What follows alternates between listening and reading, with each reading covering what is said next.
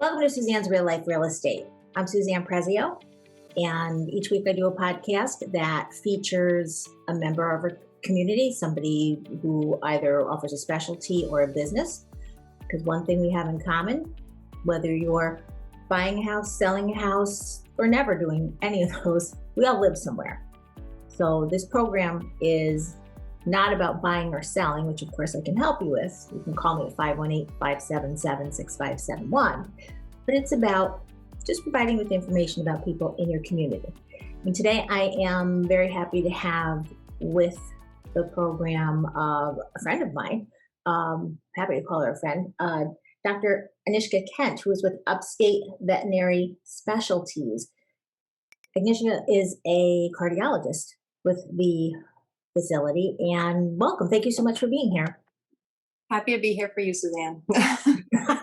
I know you're not too happy to be here, but I really appreciate you coming out of your comfort zone and being on the program. I promise you'll have a lot of fun. All easy questions today. But again, thank you. I know that this is your time of day where you're catching up on charts and doing paperwork. And so for you to take a half an hour and be with us, I appreciate it. So how about your background? Where did you grow up? So I was born in Poland. I lived there for the first 5 years of my life. And then that was when Poland was communist. So my parents wanted a better life. So we left and we went to Austria. We lived there for a year and a half waiting for a visa. And it was either Canada or New Zealand. And the Canadian visa came through first. So we ended up moving to Nova Scotia, Canada when I was 6. And that's where I grew up, pretty much, in Halifax, Nova Scotia. Beautiful place. And what brought you to Latham, New York? Well, I went to veterinary school in Prince Edward Island in Canada, and my husband also went to veterinary school there. That's where we met. He's American from New York. And we wanted to be somewhere between our parents, and that's what brought us here. He wanted to live in New York. So how long have you been here? So it would be just over 5 years now. Wonderful. Wonderful. Yeah. Well, I'm glad you're here. Thank you. I like it here too. I miss my ocean a little bit, but you can always visit. Yeah. Was veterinary work what you always envisioned yourself doing? No, I always loved animals. I floundered a little bit after high school. I actually started a philosophy degree, which was not my forte because I thought I wanted to go into journalism initially, but that just didn't work out. And I took some time off and I started working at a veterinary hospital as a veterinary assistant / technician. It was not like a boarded technician. And I worked there for 2 years and decided to go back to school and went for sciences, which was much more my forte. And I was older. And so I actually ended up applying to veterinary and human medicine school, even though I wanted to do veterinary more, just because I was worried I wasn't going to get in because it's very competitive. And I ended up getting into veterinary school. In Canada, it's a little bit different. It's harder to go out of province.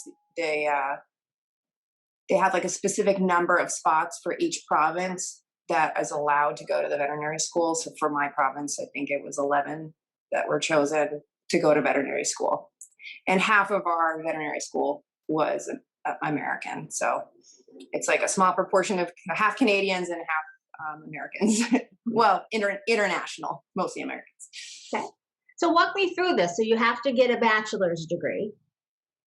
Actually, in Canada, you have to have at least 2 years of undergraduate degree.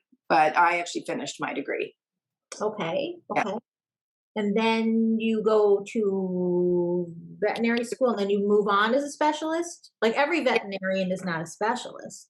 No. So you go to veterinary school for 4 years and then you do an internship which is a 1-year program, and then you apply for residencies, which is like human medicine. It's a match program. So you match for a residency, and I ended up going to the Ohio State University for that. So why cardiology? So when I was actually an undergraduate, I did some human pharmacology and physiology classes, and I found the cardiology parts of it made sense to me, and I found it fascinating. I volunteered at a human cardiology research lab, and it just completely made sense to me. I then saw my first echocardiogram. I was fascinated, which is a heart ultrasound, essentially looking at the structure and function of the heart. And it just went on from there. I just fell in love with this specialty, and I just find it so interesting. So you just knew you were home and you never looked back. Exactly. Yeah. I mean, I tried to keep my mind open, especially during my internship, and I just knew this was for me. So That's good. I love when I hear that, when people yeah. they know that they picked the right path and they go nowhere else. Yes. Now how many docs are at the facility? I think we're in the 20s. I can't remember exactly. I'm So you've sorry. got the oncologist, cardiologist, Yeah. ophthalmologist. We have 3 cardiologists, soon to hire a 4th. We have Who could oncologists. that be? Who could that be? Yeah. Yeah. Thank you for the referral, by the way. You're welcome. And he loves you, so thank you. Okay. So we have surgeons, ophthalmologists, internal medicine specialists, critical care specialists. Um, I think I've got everybody. Then we're hoping to hire a dermatologist, a dentist. So it's a big place. Yeah. Um, And emergency doctors, obviously, because we need them to take in all of our emergency patients. which is always on the Sunday night of a holiday weekend. So get ready, Exactly. everybody. Yes. Yes. Um,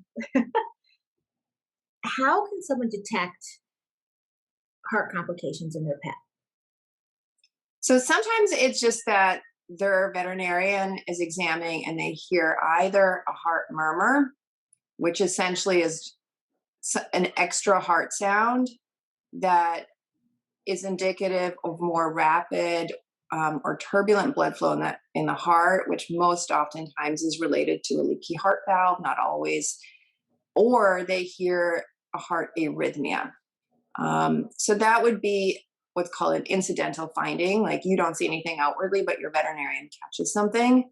The alternative is that you start noticing things at home that are different, which then you bring up to your veterinarian. And the signs of heart disease in patients are either exercise intolerance. So meaning they're going for walks, but they're getting winded, or they're less interested in going walks, stopping frequently, or having difficulty breathing at home. So you're seeing them sleep and they're breathing rapidly or labored. You can see kind of their belly working to breathe, or they start to cough. Now, cough can be related to many different things, but a progressive cough. Sometimes their appetite will go down. Sometimes they have collapse or fainting episodes as well, which kind of look like a seizure, but they're sudden and they're not as violent as seizures. They kind of faint. They might move their legs a little bit, and then they kind of pop up and recover. So those are the kind of the big things to look out for. So when you this is kind of a side question. When you were doing your studies, are you exposed to all animals? Like I'm assuming right now your client base cats, dogs, Yes. um, but Yeah. Occasionally a ferret or something, but yeah, when I was doing my residency, we saw horses, cattle, alpacas. Alpacas get a lot of congenital heart diseases. Goats, sheep. I examined a deer once. We had a duck come in with a heart arrhythmia. So a few different things. Yeah. Now I pretty much exclusively do cats and dogs. do you have a favorite story? A favorite story? Oh my gosh. My friend, I can't even remember the name of this animal, but my friend, she works at the National Zoo. She asked me to come in and look at an African hoofed animal, which I can't remember the name of. And it was intense. There was a lot of people there. It was anesthetized, and I started waking up, and we had to like jump back constantly so that nobody got injured. So that was really interesting. Um, Seeing the deer was really interesting. It was bad. It had an abscess on its heart, so that was not fun. But it was very interesting to see. So, do you make the diagnosis and then someone else operates, or do you do surgery as well?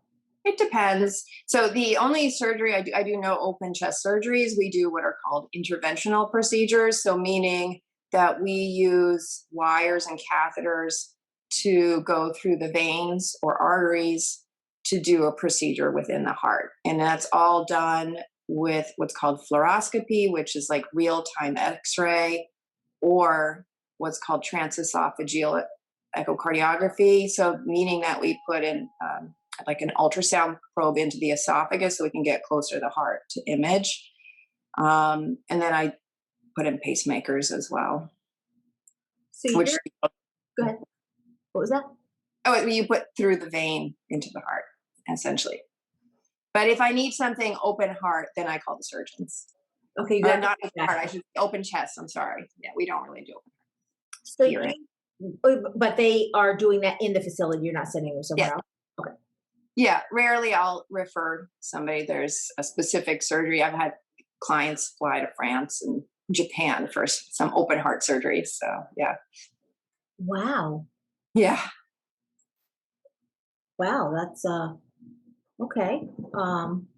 Well, if that's happening again, let me know, because I want to go to Paris. Maybe I can. Yeah.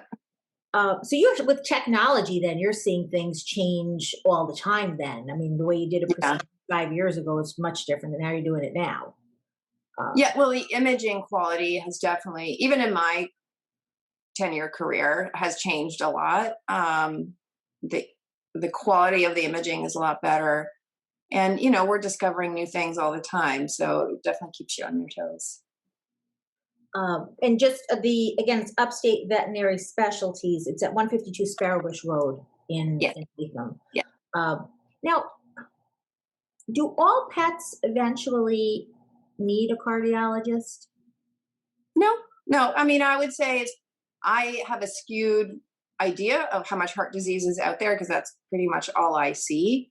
But I would say it's not like a huge proportion of what a regular veterinary or primary veterinarian would see. So when I say regular, they're not regular. They're the primaries. But as their patients get older, heart disease does become more common where they get kind of more older age diseases. Yeah. I was just wondering if it was just one of those things that is just a natural progression. I mean, I was at my doctor's not too long ago, and I just turned 55, and she asked if I had a cardiologist. And I'm thinking, well, do I need one?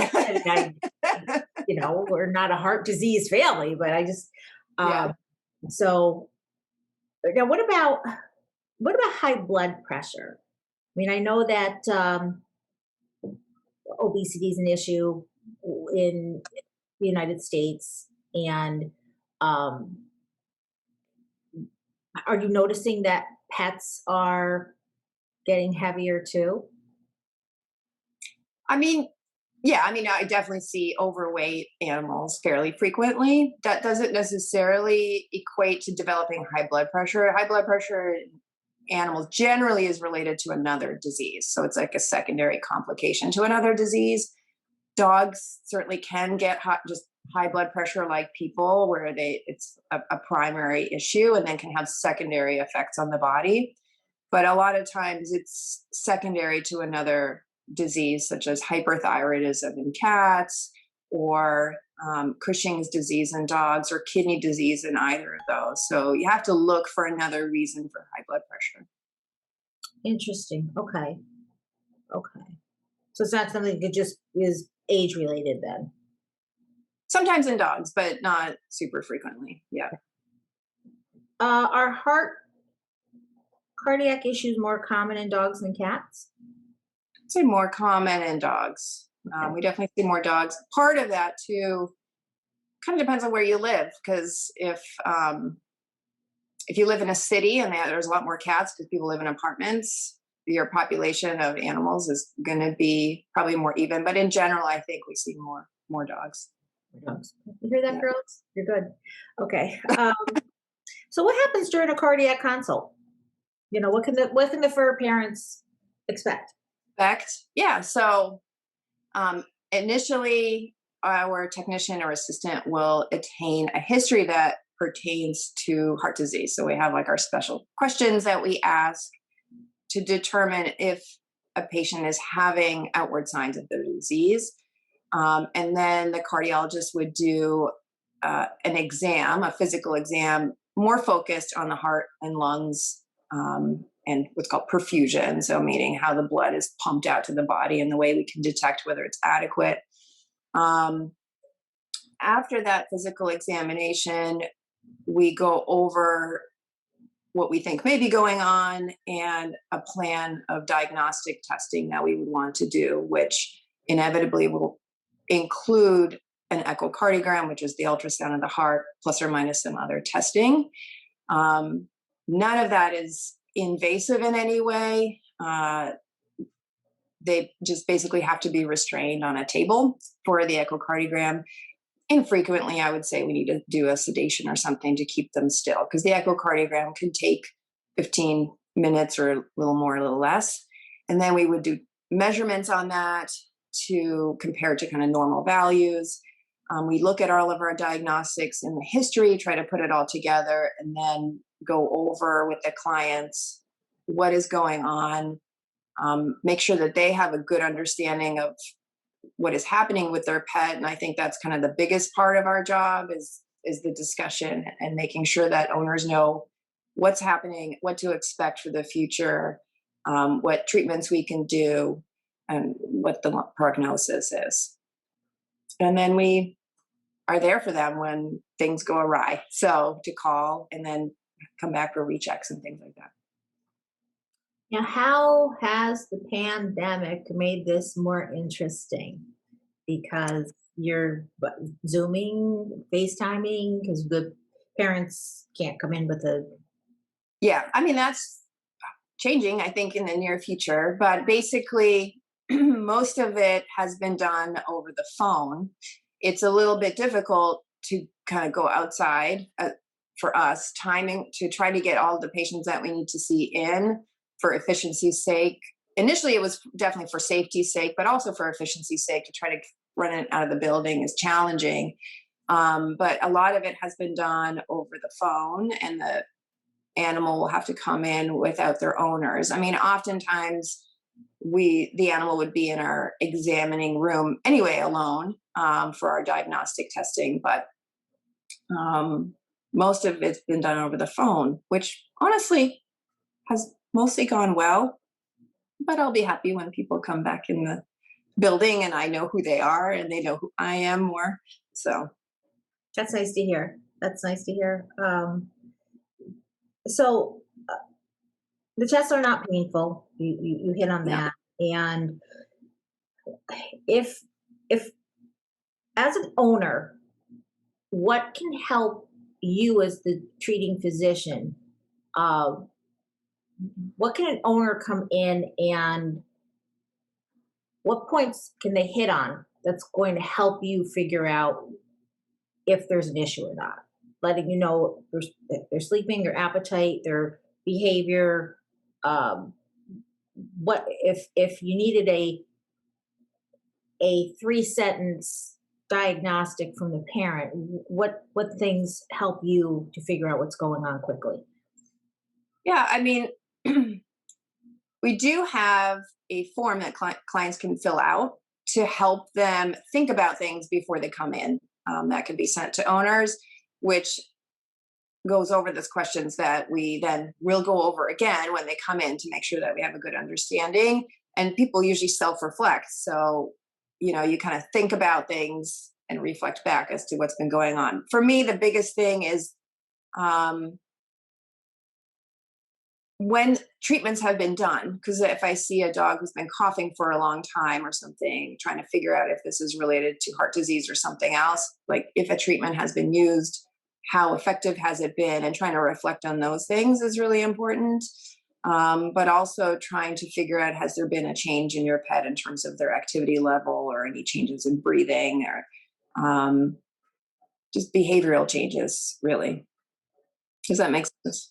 It does. It does. But you said coughing, that can be a sign of.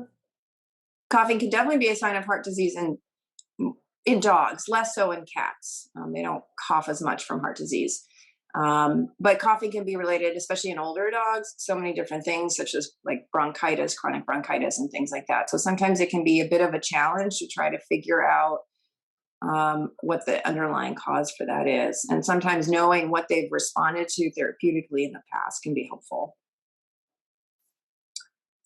So now, one last question for you.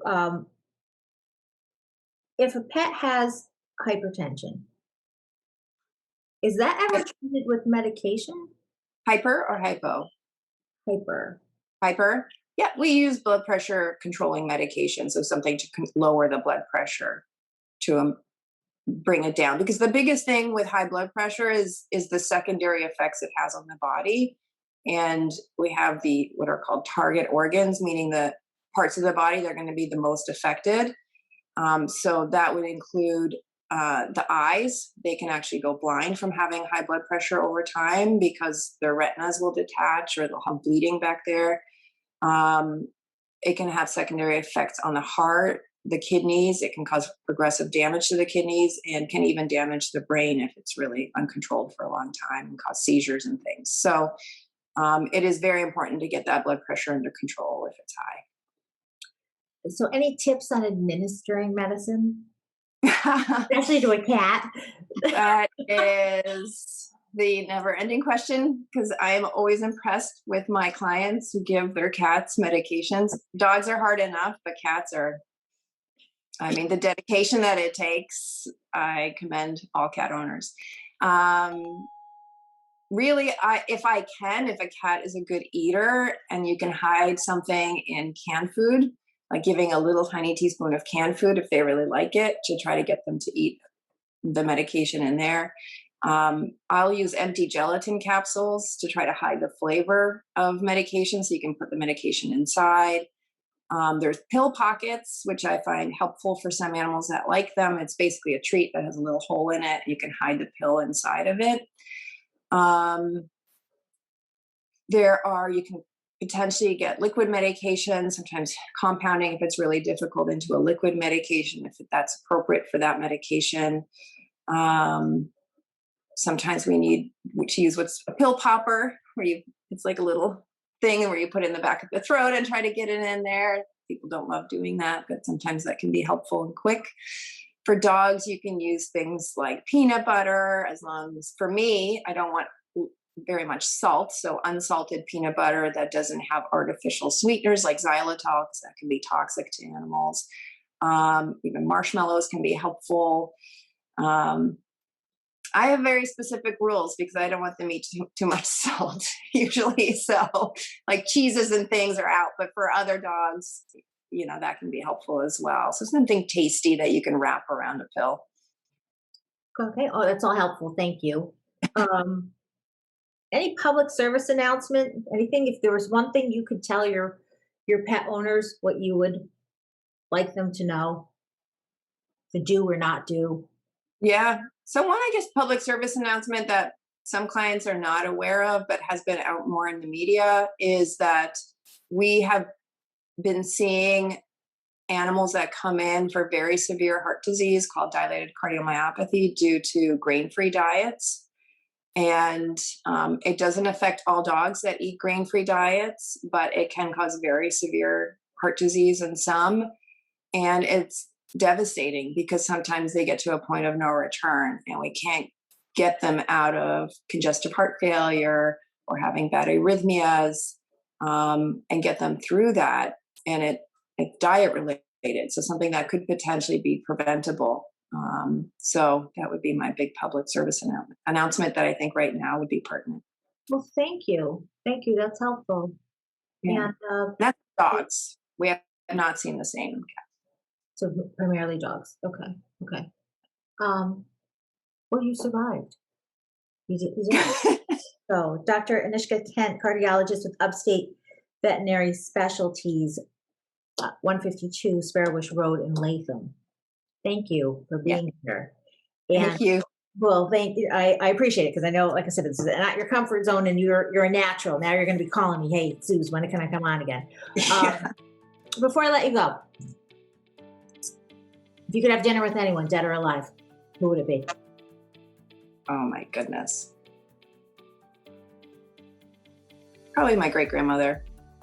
That's a wonderful answer. It's a wonderful answer. So I'm sure she would be very proud of you.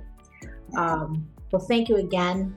And please tell Alex and the girls I said hello. Thank you. Thank you for being on. And I'm sure we'll see you again. Yes, thank you.